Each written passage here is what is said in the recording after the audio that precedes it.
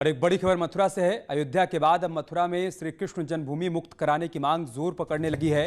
मथुरा में वकील रंजना अग्निहोत्री ने याचिका दायर की है, जिसमें कृष्ण जन्मभूमि परिसर में शाही ईदगाह हटाने की मांग की गई है। 13.27 एकड़ पर कृष्ण जन्मभूमि के स्वामित्व की मांग की गई है। बड़ी खबर हम आपको बता रहे हैं मथुरा से।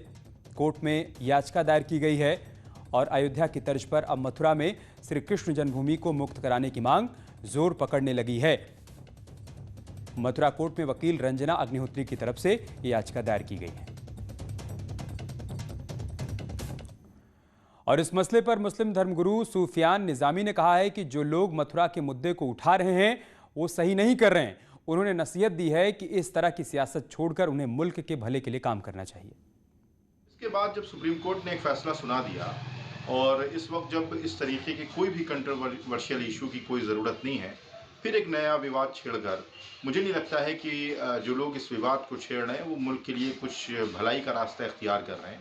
बल्कि इस कोरोना महामारी में जब पूरी दुनिया इस भयानक मर्ज से दो चार है और हर शख्स इस बात की कोशिश कर रहा है कि किस तरीके से इस मर्ज से हम बाहर निकल आएँ, ऐसे वक्त में इस तरीके के कंट्रोवर्शियल इशू को छेड़कर कहीं ना कहीं जो लोग अपनी झूठी सियासत को चमकाने के लिए कोशिशें कर रहे हैं, मेरी उनसे गुजारिश है कि इस तरह के कंट्रोवर्शियल इशू को न छेड़कर बल्कि कौम की और मुल्क की तामीर और तरक्की की बात करें। और मथुरा से संवाददाता नितिन हमारे साथ जुड़ चुके हैं। नितिन, क्या जानकारी है याचिका के बारे में?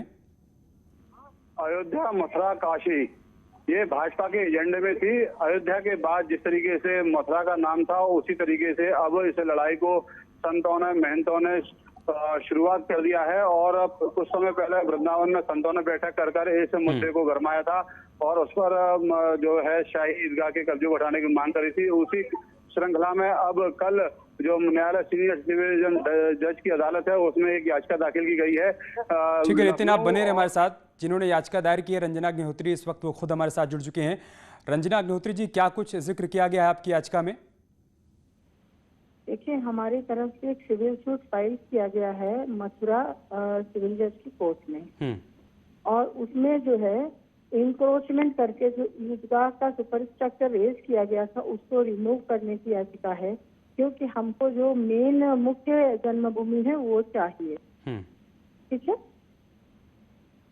आपकी याचिका स्वीकार कर ली गई है कोर्ट में? हमारी याचिका स्वीकार कर ली गई है और नोटिस इश्यू हो चुके हैं। कब होगी इस पर सुनवाई? अब ये सोमवार को पता चलेगा कि अगली सुनवाई कब होगी। ठीक है रंजना जी, इस बीच लेकिन मुस्लिम धर्मगुरुओं की प्रतिक्रिया भी सामने आई है।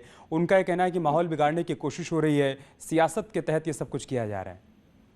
देखिए, ना तो माहौल बिगाड़ने की कोशिश हो रही है, ना कोई सियासत हो रही है।